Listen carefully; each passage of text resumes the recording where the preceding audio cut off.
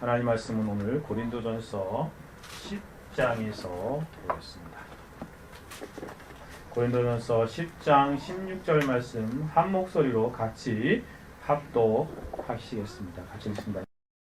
우리가 축복하는 바 축복의 자는 그리스도의 피에 참여함이 아니며 우리가 떼는 떡은 그리스도의 몸에 참여함이 아니냐. 아멘. 우리가 축복하는 바 축복의 자는 그리스도의 피에 참여함이 아니며 우리가 떼는 떡은 그리스도의 몸에 참여함이 아니냐. 아멘. 같이 기도하고 하나님 말씀 듣겠습니다. 아버지 하나님 감사합니다. 이 시간에도 하나님께 예배로 영광 돌리게 하여 주시고 하나님의 말씀을 들을 수 있는 복된 시간을 주셔서 감사합니다. 하나님 말씀을 이 시간 읽고 듣게 하시오니 하나님의 거룩한 진리의 말씀이 능력으로 우리 가운데 적용되게 하여 주옵소서. 성령께서 우리 가운데 임재하여 주셔서 설교자에게 입술의 문을 지켜주시고 대언의 영으로 함께하사 들어오고 나가는 말씀이 하나님의 거룩한 진리의 정도 올곧은 말씀을 하나하나만을 밝히 드러내게 하여 주옵시고 또 듣는 모든 회중들과 교회 가운데 성령께서 적용시켜 주셔서 우리의 거룩한 영혼이 말씀으로 말미암아 사라지고 회복되며 구원 얻고 능력 얻는 시간 되게 하옵소서.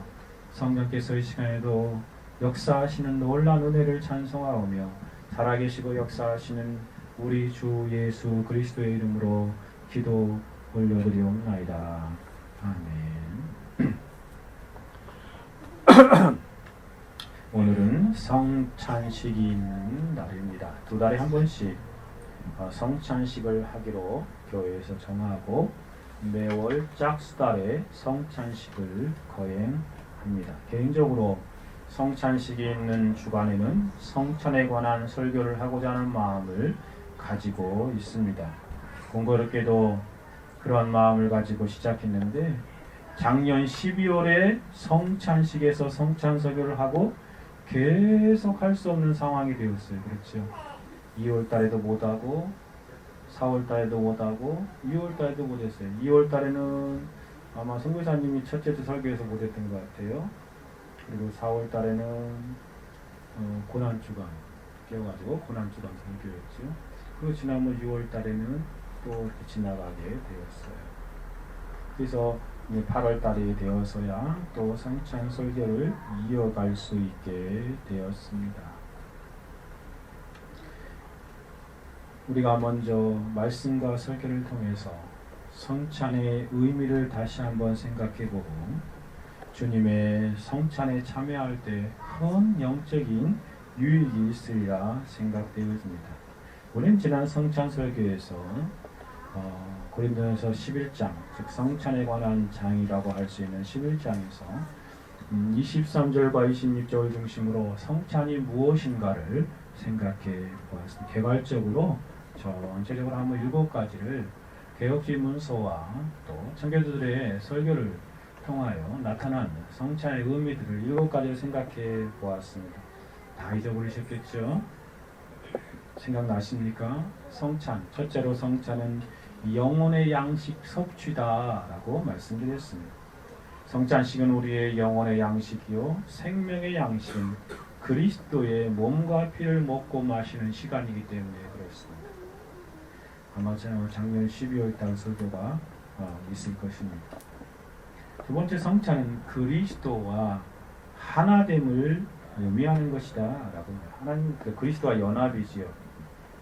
성찬식은 그리스도와 한 몸으로 그리스도와 연합을 확인하고 그리스도와 새롭게 하나 되는 시간이 바로 성찬입니다. 셋째, 성찬은 예수님 안에 있는 모든 은혜의 그런 은택의 보증들이다 말씀드렸습니다. 즉 성찬의 시간은 예수님 안에서 우리가 누리는 영적인 모든 은혜 그리고 그것으로 말미암아 주어지는 복락과 혜택을 확인하고 그것들을 확증하며 얻어 누리는 시간이 바로 성찬이라는 것입니다. 넷째 살펴본 것은 실제로 모든 영적인 효력을 받아 누리는 시간입니다. 영적인 푸른 하늘에 속한 은혜들을 성령 안에서 그리스도의 성찬에 참여하는 영혼들이 그 시간 누리는 거예요. 얼마나 복된 시간입니까? 다섯째 성찬은 말씀과 설교를 통해서 듣고 믿은 바에 대한 확신입니다. 그래서 성찬은 새로운 확신의 시간이라고 말할 수 있죠. 또 여섯째 성찬은 영적인 교제입니다.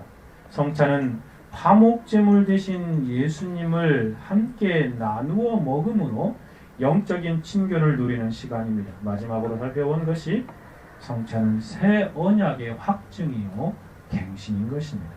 성찬은 언약을 확인하고 확증하며 갱신하는 시간이기 때문에 그러합니다. 오늘도 성찬식에 참여하는 우리들에게 성령께서 임재하시고 역사하사 이러한 성찬의 복된 은혜들을 풍성하게 누리게 하는 그런 간절한 마음으로 하나님 앞에 나아갑니다. 그럼 오늘은 고린도서 10장 16절을 중심으로 주님의 성찬에 관한 영적인 진리와 교훈을 생각해 보기를 원합니다. 성찬식에서 우리는 그리스도의 몸과 그리스도의 피를 먹고 마시면서 그분과 독특한 특별한 교제를 나눕니다. 이것은 놀라운 은혜이지요. 정말 그렇습니다. 포도주, 떡, 그리스도의 피와 그리스도의 몸을 상징하는 것을 먹고 마시지 않습니까? 거기서 특별한 교제가 이루어진다는 것입니다. 그런데 안타까운 것은 많은 사람들이 이 성찬을 중요하게 생각하지도 않고 성찬에 참여하면서도 영적인 유익을 제대로 얻지 못한다는 것이 문제입니다. 여러 가지 이유가 있겠지요. 오늘 생각해 보고자 하는 매우 중요한 한 가지 이유는 성찬에 관한 무지 때문이지 않는가 하는 생각을 해보게 됩니다. 특별히 성찬에 참여하는 사람들이 믿음으로 바라보아야 하는 대상에 대한 무지요. 그 믿음으로 바라보아야 되는데 성찬에 참여할 때마다 그 믿음으로 바라보는 대상에 대한 무지가 그들로 하여금 성찬에서 주는 유익을 누리지 못하게 한다는 것입니다. 성도들이 믿음으로 성찬에 참여하여서 그리스도와 그리스도의 피와 그리스도의 몸을 그렇게 먹고 마시는데 그 가운데 영적인 친교를 누리는데 대부분의 성도들이 그 대상에 대한 무지로 인하여 믿음을 바로 활용하지 못하고 있기 때문에 그러한 유익을 흘려버리게 된다는 것입니다. 지나쳐 버리게 되는 것이죠. 존 오웬이 이 점을 이렇게 지적합니다. 성찬식을 통해서 우리가 그리스도와 더불어 특별한 교통을 누릴 수 있는 까닭, 이유는 성찬식에서 우리의 믿음이 어떠한 특별한 대상을 향하여 발휘되기 때문에 그렇습니다.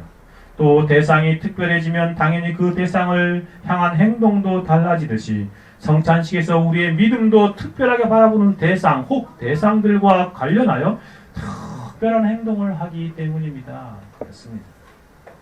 정말 그러하죠. 성찬식에 참여하는 영혼들이 믿음으로 바라보아야 하는 대상이 있습니다.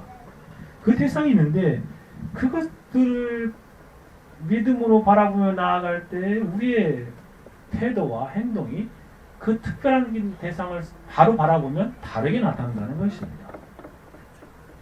우리가 믿음으로 바라봐야 할 중요한 대상에 대하여 오늘 본문은 아주 명확하게 지적해 주고 있습니다. 제가 한번 더 읽어보겠습니다. 우리가 축복하는 바 축복의 잔은 바로 성찬식에서 그 포도주를 마시는 그 잔 있잖아요. 그 잔은 그 겉으로 보이는 것은 포도주 잔이지만 그리스도의 피에 참여함이 아니냐라고 말하고 있습니다.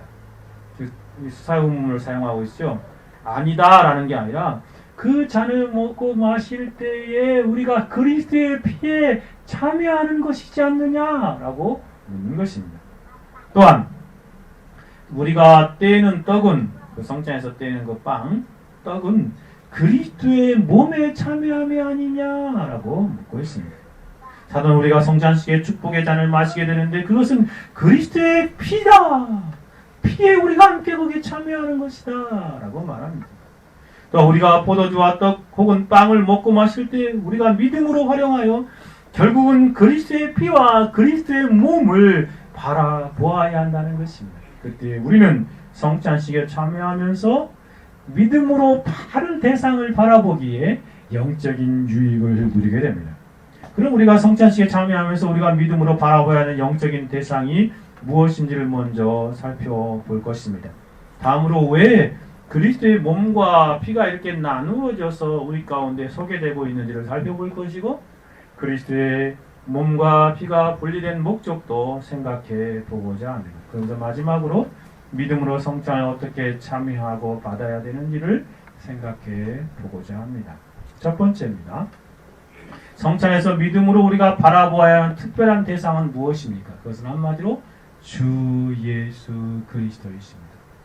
우리가 성찬에 참여할 때마다 믿음으로 바라보아야 하는 것은 그 떡과 그 빵과 포도주가 아니라는 것입니다. 바로 예수 그리스도라는 것이죠. 다시 한번 16절을 보십시오. 하나는 수타 의문문의 형식으로 성찬식에서 우리가 바라봐야 하는 대상이 무엇인가 혹은 누구인가를 말하고 있지요. 우리가 축복하는 축복의 잔은 그리스도의 피에 참여함이 아니냐. 그리스도의 피. 또 우리가 떼는 떡은 떼서 이렇게 먹는데 그때 우리는 그 떡을 먹는 것이 아니라 그리스도의 몸에 참여하는 것이 아니냐라고 묻고 있습니다. 성찬식에 참여하면서 우리가 축복의 잔을 마시고 떼는 떡을 먹습니다. 우리가 가시적으로 바라보는 것은 외형적으로 포도주와 빵입니다. 그런데 사도는 그것이 의미하는 바가 무엇이 확실하게 고린도 교회를 향하여 말해주고 있죠. 잔은 그리스도의 피이다. 떡은 그리스도의 몸이다 라고 말하고 있습니다. 그래서 우리가 성찬식에서 믿음을 활용하여 바라보아야 하는 대상은 바로 그리스도의 피와 그리스도의 몸입니다. 그런데 우리의 믿음의 대상은 바로 이 그리스도의 피와 그리스도의 몸이라고 하였으니 바로 그리스도인 것입니다. 그리고 그리스도께서 우리의 죄를 위하여 흘리시고 쏟으신 보혈을 특별히 바라보아야 하는 것이고, 또 우리를 위해 희생 제물 되신 그리스도의 몸을 더 구체적으로 생각해야 하는 것입니다. 우리가 성찬에 참여하면서 믿음으로 이것을 바라보게 된다면 우리는 영적인 풍성한 유익을 누리게 될 것이다. 특별히 그리스도와 더불어 특별하고 놀라운 영적인 교통과 교제를 누리게 되기 때문에 그렇습니다. 그러면 믿음으로 바라보아야 할 대상을 세 가지로 구분하여 생각해보죠. 첫 번째는 성육신하신 그리스도의 인성입니다. 성육신하신 그리스도의 인성을 우리가 성찬식에 참여할 때마다 믿음으로 바라보아야 하는 것입니다. 성찬식에서 우리가 바라보아야 하는 것은 그리스도의 신성이 아닙니다. 또 성부 하나님이 아닙니다. 바로 그리스도 성자 하나님의 인성을 생각하고 묵상하며 바라보아야 하는 것이죠. 특별히 성육신하신 그리스도의 인성입니다. 완전한 인간이 되신 그리스도이십니다. 사람으로서 하나님과 우리 사이의 유일한 중보자가 되신 그리스도이십니다. 중보자였을 뿐만 아니라 우리의 영혼을 위해서 대속을 통하여 구속하신 그리스도, 그 그리스도를 우리가 주목하고 바라보아야 하는 것입니다. 요한복음 1장 14절에 말한 것처럼 말씀이 육신이 되어 우리 가운데 거하심에 라고 말하지 않습니까? 우리가 그 영광을 보니 아버지의 독생자의 영광의 은혜와 진리가 충만하더라 말하고 있습니다. 바로 말씀이신 그분이 육신이 되셨는데 그 육신이 되신 그리스도를 우리가 성찬식에서 숨고하고 바라보아야 합니다. 빌보서 2장 8절에서 사람의 모양으로 나타나셨다라고 말씀하시는데 바로 그분을 우리가 주목하고 바라보아야 합니다. 디모데전서 2장 5절에서는 하나님은 한 분이시요 또 하나님과 사람 사이의 중보도 한 분이시니 곧 사람이신 그리스도 예수라. 그 중보자 되신 그리스도 예수, 사람이신 그리스도 예수를 저 여러분이 성찬식에서 주목하고 바라야 합니다. 마태복음 20장 28절에 말한 것처럼 인자가 온 것은 섬김을 받으려 아니라 도리어 섬기려 하고 자기 목숨을 많은 사람의 대성물로 주려 함이라 말씀하셨는데 바로 성육신하셔서 이 땅에 내려오신 그리스도께서 대성물이 되어주신 그분을 바라보아야 한다는 것입니다.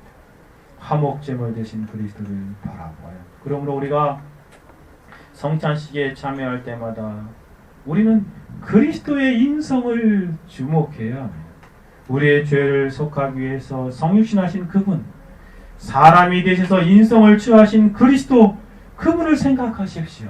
믿음으로 그분을 바라보십시오. 우리의 죄를 위한 속죄제물이요 대속제물이요 희생제물이요 화목제물이 되신 그리스도를 우리가 믿음으로 다시금 생각하며 이 성찬식에 참여할 때마다 바라보는 것입니다. 사랑하는 여러분, 성육신하신 그리스도의 인성, 그분을 성찬할 때마다 바라보십시오. 그리스도의 인성은 우리가 성찬식에 참여할 때마다 우선적으로 반드시 특별하게 주목하고 믿음으로 바라보고 깊이 묵상해야 할 대상이십니다. 왜냐하면 우리로 하여금 그리스도의 인성을 바라보게 하시기 위해서 지금 성찬식을 우리 가운데 마련하시고 시행하시고 계시기 때문에 그렇습니다. 첫 번째는 바로 그리스도의 인성입니다. 그것이 전부이시죠. 두 번째로 생각해 볼 수 있는 것은 그리스도의 영혼입니다. 우리가 성찬식에 믿음을 활용하여 바라보아야 하는 것은 단순히 성육신하신 그리스도의 육체의 인성만을 말하는 것이 아닙니다. 우리는 믿음으로 더욱더 구체적인 것을 바라보아야 합니다. 사도는 말하죠. 그리스도의 피와 그리스도의 몸이다. 즉 성육신하신 그리스도의 인성을 구성하고 있는 구체적인 두 가지 요소를 바라보아야 함을 말합니다. 그러면 그리스도의 몸과 그리스도의 피를 바라보는 것, 그것이 왜 그렇게 중요합니까? 그것은 무엇과 연결되어 있기 때문에 그렇게 중요한 것입니까? 존 오웬이 그 점을 이렇게 설명합니다.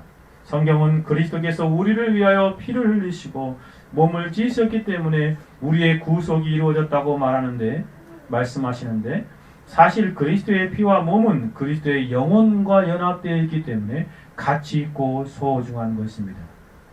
그냥 그리스도의 피, 몸, 그 육체, 그 피, 그 정도가 아니라 그것은 그리스도의 영혼과 연결되어 있기 때문에 가치가 있고 중요한 것이다 라는 말입니다. 이것은 그리스도의 인성을 구성하는 영혼과 몸이 하나님의 아들의 신성과 관련을 맺고 있기 때문에 가치 있고 소중한 것과 똑같은 이치입니다. 부활하신 예수 그리스도께서 이렇게 말씀하셨습니다. 또 나를 만져보라. 영혼 살과 뼈가 없을 때 너희 보는 바와 같이 나는 있느니라 라고 말씀하셨습니다. 이처럼 성경은 그리스도의 몸과 피를 언급할 때 그리스도의 인성이 그리스도의 영혼과 연합되어 있다는 사실을 계속 강조합니다. 그래서 동시에 그리스도의 인성을 구성하는 각각의 필수 요소로서의 그리스도의 몸과 피를 그리스도의 인성과 연결시킵니다. 그러므로 성찬식에서 우리가 믿음을 활용하여 바라보아야 하는 구체적인 대상은 그리스도의 영혼이다 라고 말하는 것입니다. 그리스도의 인성의 핵심인 그리스도의 영혼과 연결되어 있는 그리스도의 몸과 피를 바라보는 것입니다. 단순히 몸과 피가 아닙니다. 먼저는 그리스도의 인성이요. 그리고 그 인성이 핵심인 그리스도의 영혼을 바라보아야 합니다. 그리스도께서 우리를 위하여 자신의 육신만 몸과 피만 내어주신 것이 아니라 가장 소중한 가치가 있는 자신의 영혼을 우리의 구원을 위해서 내어주신 것입니다. 육체 안에 있는 그 영혼을 우리 안에 우리의 구원을 위해서 내어주신 그 그리스도를 바라보아야 하는 것입니다. 여러분, 예수님 말씀하신 것 천하보다 귀한 것이 한 영혼이라고 말하지 않습니까? 그런데 세상에 있는 모든 영혼들보다 더 귀중하신 더 최고의 가치를 가지신 그리스도께서 인성과 자신의 영혼을 우리를 위하여 희생하셨습니다. 그것을 우리가 믿음으로 바라보는 시간이 바로 성찬식에 참여하는 우리들의 모습이어야 하는 것입니다. 마지막으로 한 가지 더 생각해 볼 수 있는 것은 실제로 그리스도의 개별적인 몸과 피를 바라보아야 합니다. 성찬식에서 믿음은 단순히 그리스도의 인성이 그것을 구성하고 있는 필수적인 요소인 몸과 피에 연관되어 있는 영혼, 그것을 바라볼 뿐만 아니라 인성과 영혼을 바라볼 뿐만 아니라 구체적으로 그리스도의 몸과 그리스도의 피를 각각 개별적으로 숙고하고 묵상하고 바라보아야 한다는 것입니다. 그래서 사도는 오늘 본문에서 둘로 구분하여 이렇게 설명하고 있습니다. 각각 강조하여 두드러지 개별적으로 설명하고 있죠. 우리가 축복하는 바 축복의 자는 그리스도의 피에 참여함이 아니며 우리가 떠는 떼은 그리스도의 몸에 참여함이 아니냐라고 말합니다. 사도 바울이 이 두 가지를 이렇게 구분하여 각각 강조한 이유는 우리의 믿음이 이 두 가지를 개별적으로 바라보고 숙고하고 상고하게 하기 위함이 아니고 무엇이겠습니까?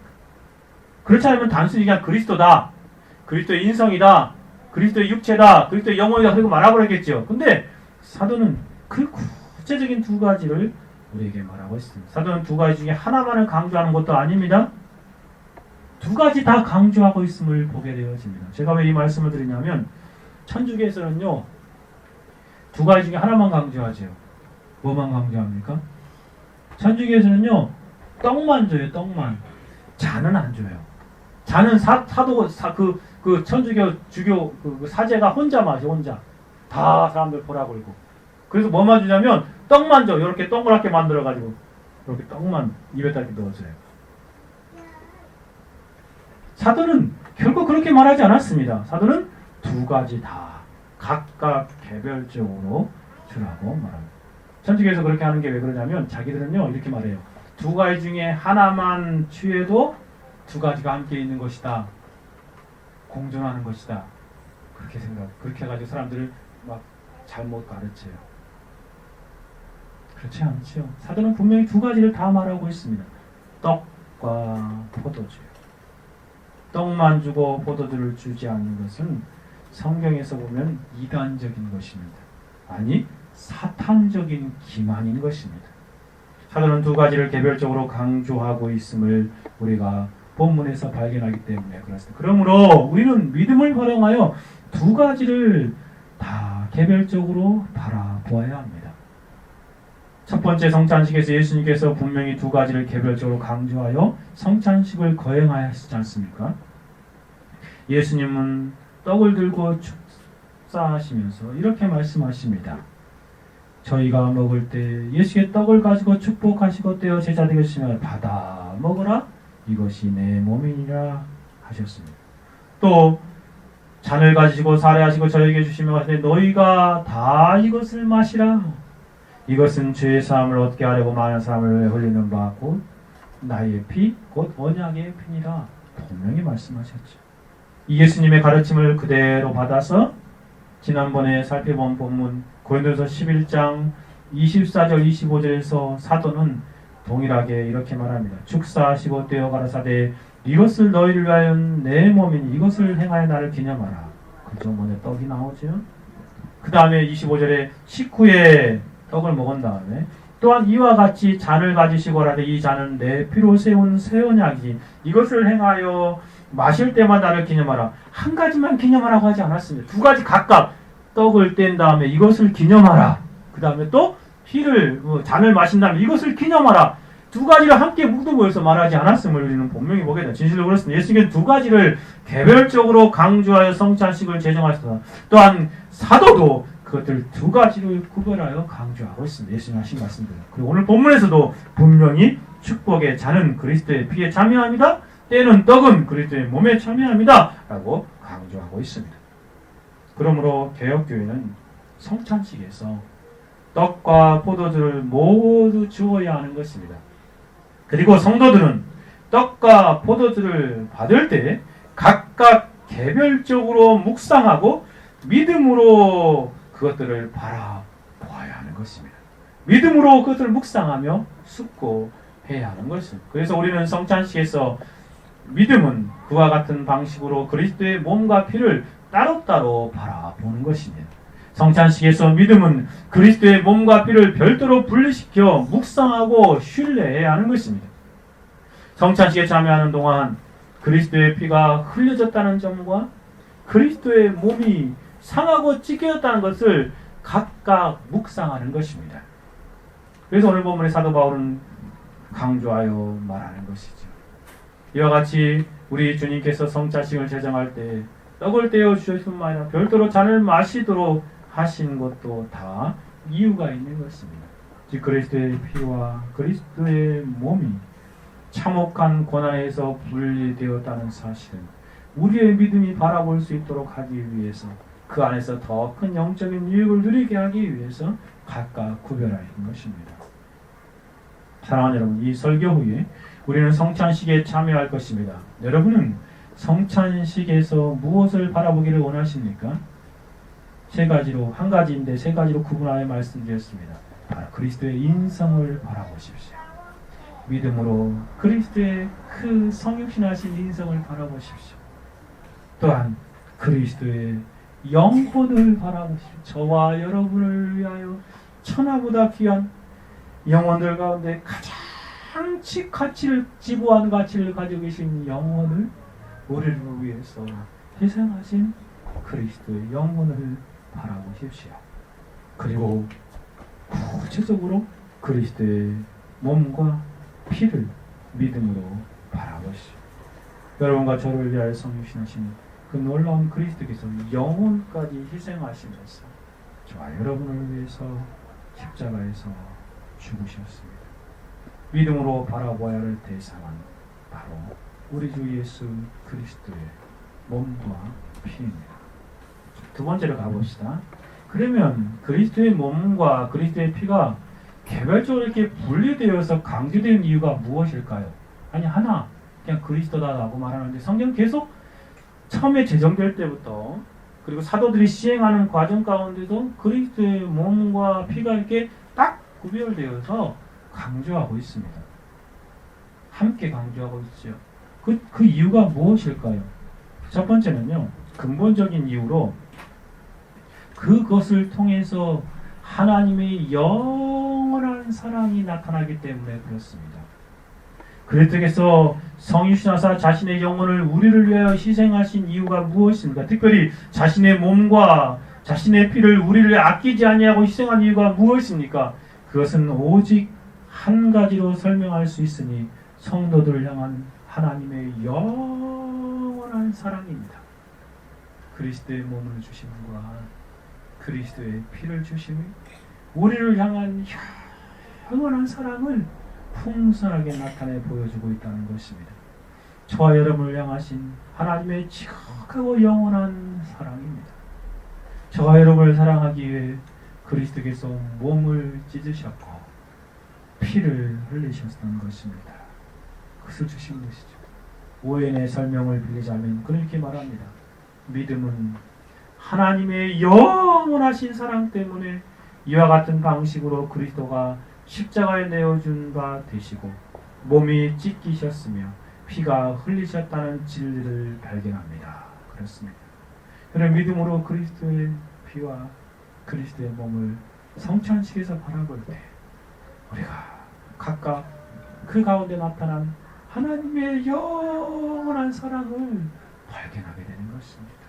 그것 때문에 우리가 바로 이 성찬식을 참여하는 것입니다. 사도 바울도 우리를 향한 하나님의 사랑을 표현하면서 하나님께서 자기 아들을 아끼지 아니하시고 우리 모든 사람을 위하여 내어주셨다라고 말합니다. 하나님의 영원한 사랑 때문에 그렇게 하신 것을 강조하죠.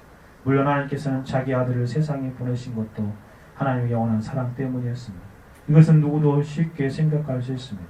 그리고 그분이 자기 아들을 아끼지 않고 십자가에 내어주신 것 역시 우리를 향한 그분의 영원한 사랑 때문이었습니다.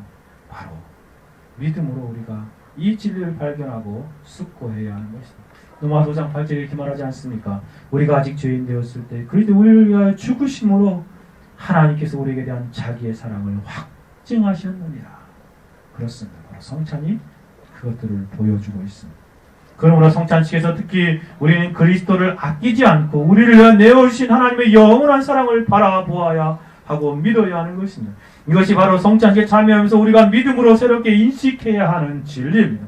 저와 여러분을 영원토록 사랑하신 하나님의 큰 사랑을 믿음으로 더 집중하여 바라보시게 하시려고 두 가지를 나누어서 우리 가운데 구체적으로 보여주시고 계신다는 것입니다. 두 번째 이유를 생각해 봅시다. 그리스도께서 피를 흘리고 그리스도께서 몸을 찢으신 그 근본적인 원인은 하나님의 영원한 사랑이라고 말씀드렸습니다. 그러면 그것이 무엇 때문에 그 발단적인 원인이 무엇입니까? 그것은 바로 우리의 수많은 죄악들 때문입니다. 왜 그리스도 예수께서 자신의 몸과 피를 우리를 위하여 희생하셔야만 했던 것입니까? 그리스도의 몸, 그리스도의 피를 우리를 위하여 왜 흘리신 것입니까? 무엇 때문입니까? 그 원인이, 발단적인 원인이 무엇입니까? 존 오웬의 말을 빌리자면 그리스도의 몸과 피가 각각 분리되어 떡과 잔으로 우리에게 제시되어 난 이유가 무엇인지, 왜 그렇게 되었는지 숙고합니다. 그래야 결국 믿음은 무엇을 깨닫게 되냐면 그 근본적인 원인뿐만 아니라 그것이 왜 그렇게 되었는지 바라보게 되는 것인데, 그것은 뭐냐, 바로 우리의 자신의 죄 때문에 그렇게 되었다는 것을 발견하게 되는 것입니다. 우리 자신의 죄 때문에 바로 그리스도께서 몸을 찢으시고 피를 흘리셨다는 것입니다. 로마서 4장 25절에 말씀하신 것처럼 예수는 우리의 범죄함을 위하여 내어줌이 되었다라고 말하지 않습니까? 그렇습니다. 저와 여러분의 범죄함들, 죄악들 때문에 그리스도께서 몸을 찢으시고 피를 흘리셨다는 말씀입니다. 그렇습니다. 예수님은 우리의 죄 때문에 내어줌이 되었습니다. 예수님 우리의 죄에 대하여 속죄와 화목을 이루기 위한 십자가에 죽으신 것입니다. 결국 우리의 죄가 발단이 되어서 예수님이 십자가에서 죽으신 것입니다. 이것을 깨닫게 되면 믿음은 죄에 대해 특별한 관점을 가지게 되는 것입니다. 즉 우리의 죄가 그리스도의 죽으심에 발단이 되었다는 관점을 가지게 되는 것을 말합니다. 물론 하나님의 법을 어기면 우리의 양심도 우리의 영혼을 하여금 죄를 숙고하게 만듭니다. 그러나 이때 우리의 영혼은 죄가 우리를 하나님의 진노와 영원한 형벌 가운데 떨어지게 만드는 원인으로서 작용한다는 차원에서 숙고할 뿐 그 이상으로 나아가지 못한, 그러나 성찬식에서 우리는 죄를 전혀 새로운 각도에서 바라보게 되어지는 것입니다. 즉 우리의 죄가 발단이 되어서 결국 죄 없으신 그리스도께서 우리 대신 죽으셨다라는 이 사실을 새롭게 바라보게 되는 것입니다. 그리스도의 십자가에서 몸을 찢으신 것은 우리의 죄 때문이다. 그리스도께서 십자가에서 피를 흘린 것은 바로 나의 죄 때문이다 라는 것을, 그 죄의 본질을 숙고하고 바라보게 되는 것입니다. 뿐만 아니라 그 죄가 그리스도께서 몸을 찢으셔야만 했고 그리스도께서 피를 흘리셔야만 하는 그런 무시무시한 죄임을 우리에게 다시 한번 보여주는 것입니다. 죄의 본질, 그것들을 우리로 하여금 성찬에 참여하면서 생생하게 묵상하게 하고 바라보게 하는 것입니다. 세 번째로 직접적인 원인을 한번 생각해 봅시다. 그 예수 그리스도께서 몸과 피를 흘리신 직접적인 원인은 하나님의 공의와 율법의 요구 때문에 그렇습니다. 그렇게 고난을 받게 된 직접적인 원인 중에서 가장 중요한 원인은 바로 하나님의 공의와 의로우심 때문에 그렇습니다. 그것을 만족하게 하기 위해서 그렇죠. 로마서 3장 25절 이렇게 말씀하시, 이 예수를 하나님이 그 피로 인한 믿음으로 말미암아 화목제물을 세우셨으니 이는 하나님이 길이 참으신 중에 전에 지은 죄를 간과하심으로 자기의 의로움을 나타내려 하심이라. 사람들이 많은 죄를 지었는데 그 죄를 하나님께서 그냥 지나가셨다는, 그것을 없는 것으로 이렇게 덮으실 수 없는 분이십니다. 그런데 그렇게 하셨죠. 그러려면은 그 죄를 간과하심에 대한 공의가 만족되어야 합니다. 그것이 무엇으로 만족되었다고요? 바로 예수 그리스도의 십자가에서 화목제물 되심이 때문이다 라고 말합니다. 성경은 하나님의 공의로우시고 의로우신 분이기 때문에 바로 죄가 반드시 대가를 치러야 하는데 그 대가를 바로 예수 그리스도께서 몸을 찢으시고 피를 흘리심으로 감당하셨다는 것입니다. 자기 아들을 아끼지 않으시고 십자가에 내어주심으로 하나님의 공의를 만족하신 것입니다. 하나님께서는 우리의 모든 죄를 그리스도에게 짊어지게 하셨습니다. 자신의 의롭고 공의로우심을 그리스도를 통해서 나타내신 것입니다. 그래서 이사야 선지자는 이렇게 말하지 않습니까? 그가 찔림은, 그의 몸이 찔리신 것은, 찢어지고 터진 것은 우리의 허물을 인합니다. 그렇습니다. 그리스도께서 우리의 허물 때문에 그 몸이 찔리시고 찢어지셨습니다.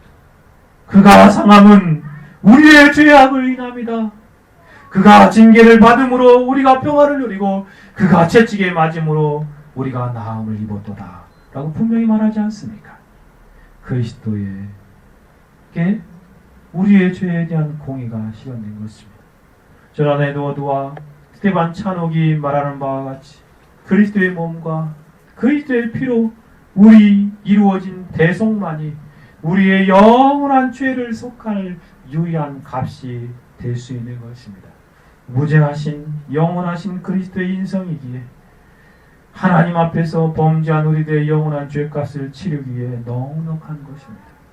그리스도의 몸과 그리스도의 피는 하나님의 공의를 만족하기에 충분하고 충족한 것입니다. 우리가 성찬식에서 그리스도의 몸과 함께 그리스도를 피를 숙고하고 바라보아야 하는 이유는 우리 유일한 하나님의 공의의 만족이 여기에 나타나 있기 때문에 그렇습니다. 사랑하는 여러분, 이 설교에 우리는 성찬식에 참여할 것입니다. 사도는 우리에게 그리스도의 피와 그리스도의 몸을 바라보아야 할 것을 말합니다. 그렇게 하는 이유를 아셨습니까? 우리가 믿음을 활용하여 개별적으로 떡을 먹을 때에 또 그리스도의 몸을 바라보고 잔을 마실 때에 그 그리스도의 피를 바라보아야 하는 이유가 무엇입니까? 근본적인 첫 번째 이유는 하나님의 영원한 사랑, 우리를 향한 영원한 사랑이 거기에 나타나 있기 때문에 그렇습니다. 그러므로 모든 것을 아낌없이 우리를 내어주신 하나님의 영원한 사랑을 성찬 참여하면서 묵상하십시오. 또한 그 안에서 우리의 죄가 발단되어서 그렇게 희생하셨음을 알게 되지 않습니까? 죄의 무시무시한 본질을 다시 한번 숙고하고 바라보십시오. 그러므로 우리의 죄의 본질을 깨달으십시오. 그리스도께서 십자가에서 죽으셔야만 우리의 죄가 사함을 얻게 된 것입니다. 그리스도께서 십자가에서 자신의 몸을 찢으셔야만 우리의 죄가 용서함을 받습니다. 그리스도에서 십자가에서 그 마지막 피화물까지 다 피를 쏟으셔야만 죄가 용서받게 된 것입니다. 그 죄의 무시무시한 본질을, 그 예수님을 죽게 한 그 주범이 바로 우리 안에 있는 죄라는 사실을 이해하고 그것을 혐오하십시오. 또한 그 안에서 우리는 불같은 하나님의 공의를 만족함을 보게 됩니다. 그러므로 구속하기 위하여 영원한 값이 되어주신 그리스도를 다시 한번 바라보십시오. 그리고 그리스도에 감사하십시오. 그리고 그리스도를 찬송하십시오. 그러한 마음으로 성찬을 받고 먹고 마셔야 하겠습니다. 세 번째로 가봅시다. 그리스도의 몸과 피가 개별적으로 분리된 목적은 도대체 무엇입니까? 왜 이렇게 개별적으로 분리되었습니까? 그 목적, 그것이 지향하는 바가 무엇입니까? 첫째 목적은 하나님의 영광을 위한 것입니다. 하나님의 영광을 위한 목적입니다. 하나님께서 행하시는 모든 일은 오직 하나님의 영광을 위한 일뿐입니다. 하나님께서는 하나님의 영광이 되는 일만을 행하실 수 있는 분이시기 때문에 그렇습니다. 왜냐하면 그것이 가장 지고한 것이기 때문에 하나님께서는 자신의 영광을 드리는 것이 최고의 목적이요 가장 지고한 목적임을 아시기 때문에 모든 일을 행할 때에 하나님의 영광을 위해서 행하는 것입니다. 우리도 그렇죠. 우리에게 어떤 일을 행할 때 가장 가치 있고 가장 효과적이고 가장 많은 결과를 낼 수 있는 것들을 위해서 행하지 않습니까? 하나님께서는 하나님 자신이 최고의 목적일 수밖에 없는 것이 바로 그것입니다. 하나님이시기에 가장 큰 목적, 가장 중요한 목적을 위해서 일하실 수밖에 없기 때문에 몸과 피를 나누신 것도 하나님의 영광을 위한 목적이 담겨있다라고 우리가 생각할 수밖에 없습니다. 뿐만 아니라 예수 그리스도도 오직 하나님의 영광만 위하여 일하십니다. 오직 하나님의 영광을 위하여 모든 일을 행하십니다. 하나님의 영광이 되시지 않으시면 자신의 몸을 내어주시지 않으셨을 것입니다.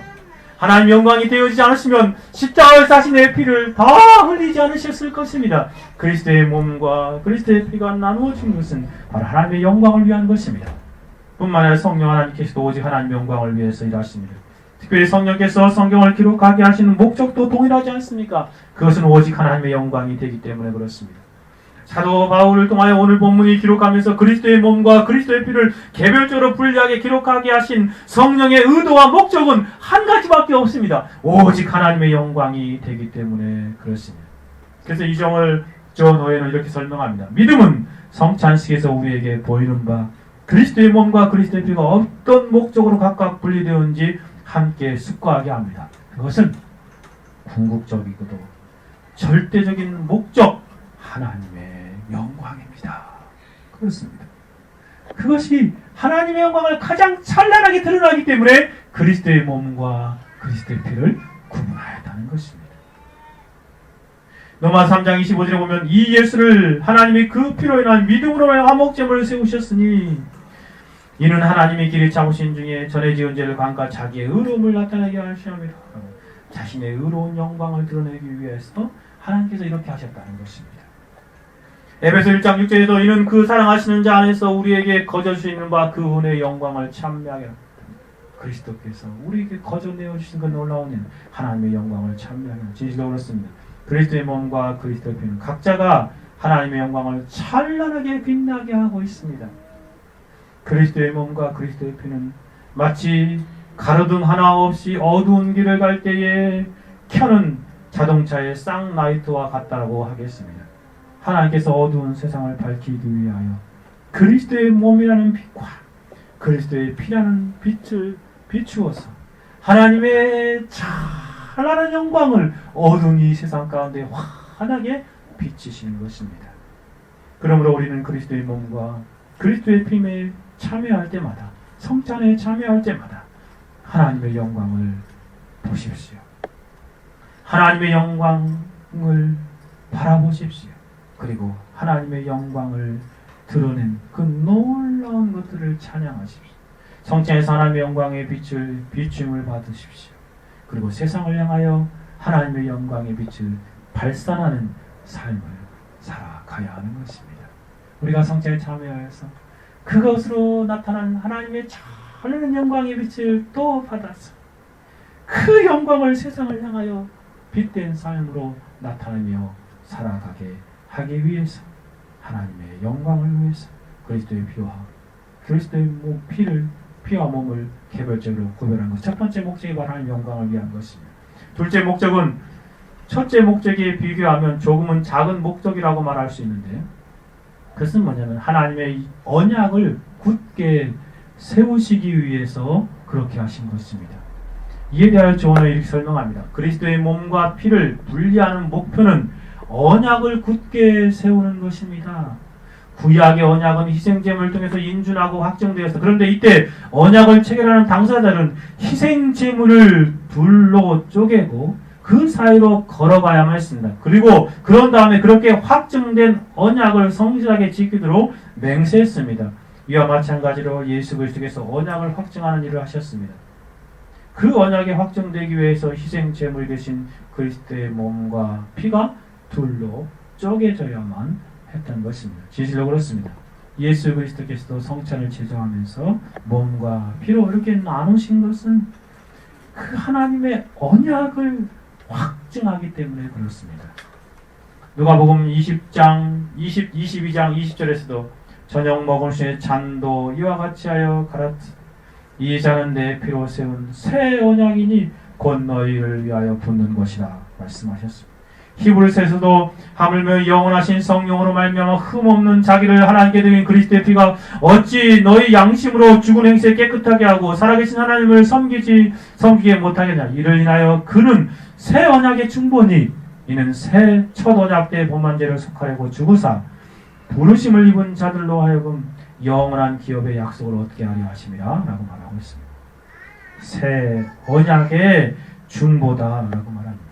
그리스도의 몸과 그리스도의 피는 하나님의 새 언약을 굳게 세운 것입니다.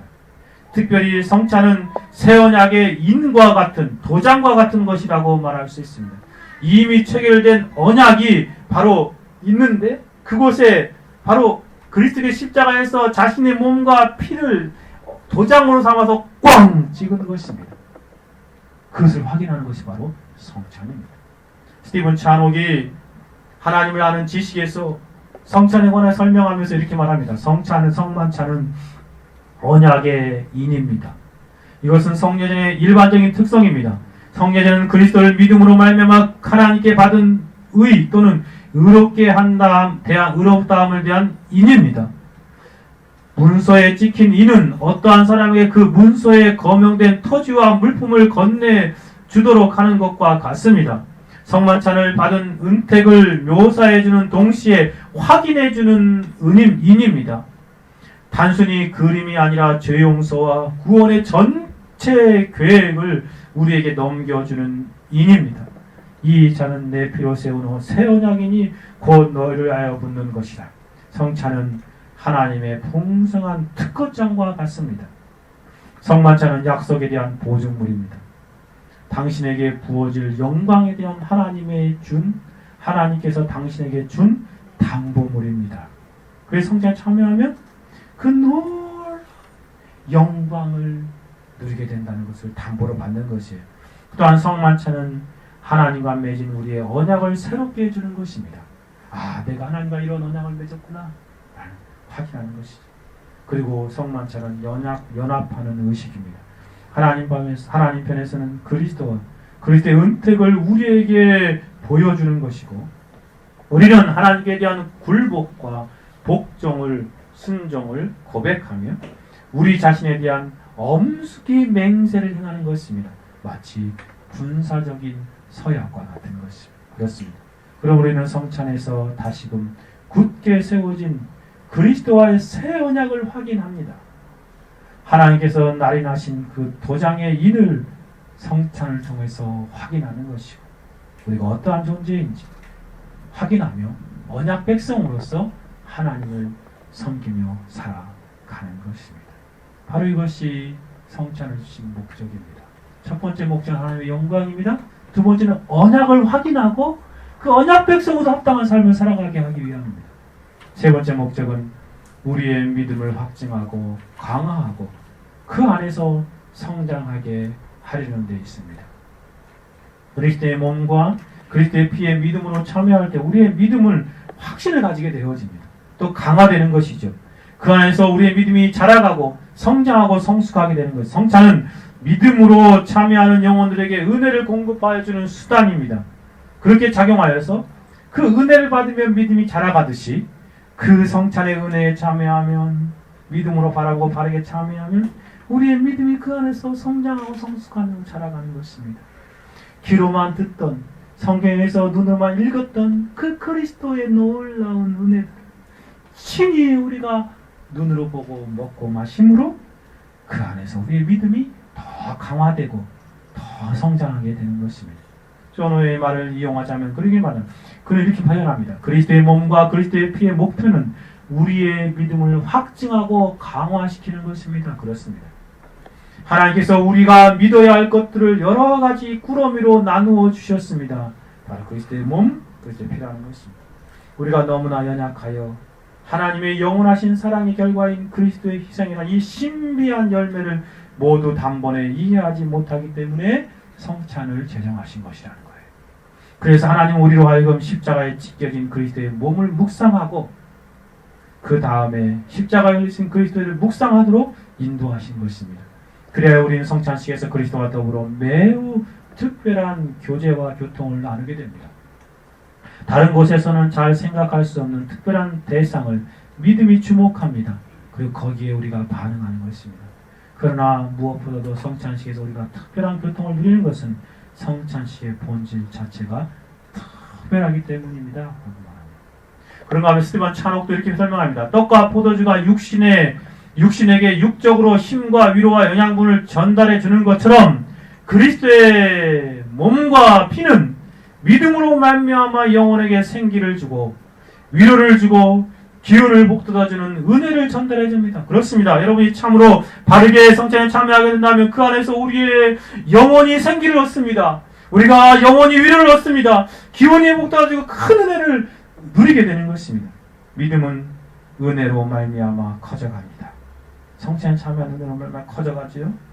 말씀을 자주 들을수록 믿음이 그만큼 더 풍성하게 무성하게 자라는 것처럼 성찬을 자주 거행할수록 믿음이 그만큼 더욱더 무성하게 자라갑니다.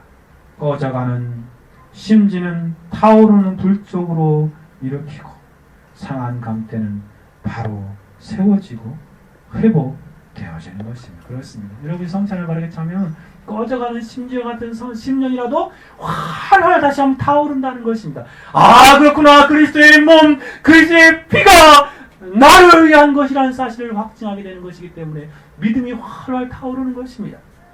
상한 갈 때도 바로 세워져서 그 놀랍게 믿음이 회복되는 것입니다. 그러므로 우리는 그리스도의 몸과 그리스도의 피에 자주 참여하여 믿음이 자라고 강화되고 확신 가운데 살아가야 하겠습니다. 말씀을 맺고자 합니다. 마지막으로 설교를 마치면서 몇 가지 적용 지점을 드리고자 합니다. 특별히 그리스도의 몸과 피를 깨달은 성도로서 성찬에 어떻게 참여해야 하겠습니까? 첫째는 교회를 세우사 성찬식을 시행하게 하신 하나님께 감사하는 마음으로 참여하십시오. 이 성찬에 참여하게 하신 하나님께 감사하십시오. 여러분, 하나님께서 이 조그만 교회지만 이 교회를 세우신 그 놀라운 은혜가 얼마나 감사합니까? 그리고 이곳에서 이렇게 성찬식을 하게 하신 그 놀라운 은혜가 얼마나 감사합니까? 그 하나님의 은혜에 대한 감사함으로 성찬식을 참여하십시오. 그리고 성찬식에 대한 명령에 순종하십시오. 교회에서 자주 바르게 시행하고 참여할 때 우리가 이 성찬에 정말 순종하는 마음으로, 준비된 마음으로 그리스도의 권위를 인정하며 참여해야 하겠습니다. 마지막으로 한 가지만 더 말씀드리면, 성찬에서 믿음의 대상이신 그리스도에 바라보는 것을 연습하고 훈련하고 계속 경건의 그 연습을 행하십시오. 성찬이 시행될 때마다 여러분의 믿음을 활용하여 그리스도의 인성을 바라보십시오. 그리스도의 영혼을 바라보십시오. 그리스도의 몸과 그리스도의 피를 바라보십시오. 날마다 바라보는 것입니다. 이 성찬 진행될 때 먼저 그리스도의 그 몸을 상징하는 떡이, 빵이 우리 가운데 주어지지 않습니까? 그때 믿음으로 그리스도의 몸을 묵상하는 것입니다. 나를 위해서, 나의 영, 나의 육체를 그러한 모든 고침을 위해서 찢으신 그리스도의 몸을, 또 나의 영혼을 위해서 찢으신 그리스도의 몸을 묵상하십시오.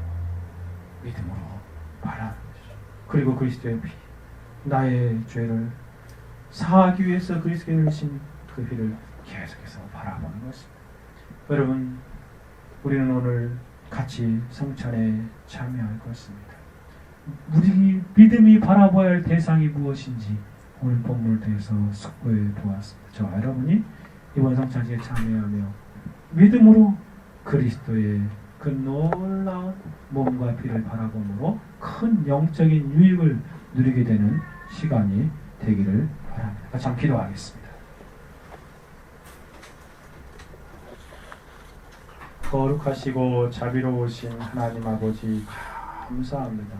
우리가 축복하는 바 축복의 자는 그리스도의 피에 참여함이 아니며 우리가 떠는 떼군 그리스도의 몸에 참여함이 아니냐 말씀하신 주님, 우리가 성찬에 참여하며 믿음으로 그리스도의 피와 그리스도의 몸을 바라보게 하여 주옵소서.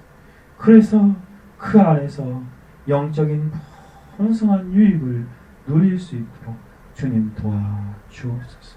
참으로 우리의 영혼이 이 성찬식에 참여함으로 하나님을 영원롭게 하게 하여 주시고 하나님이 세우신 그 놀라운 성찬의 권위에 순종하게 하시며 언약을 다시 확인하며 우리의 믿음이 새로워지고 우리의 믿음이 놀랍게 활활 불처럼 타오르는 그런 영혼들이 되어질 수 있도록 주님 도우시며 역사하여 주옵소서. 이 시간에도 함께 하시는 놀라운 하나님을 찬송하며 살아계시고 역사하시는 우리 주 예수 그리스도의 이름으로 기도 올려 드리옵나이다.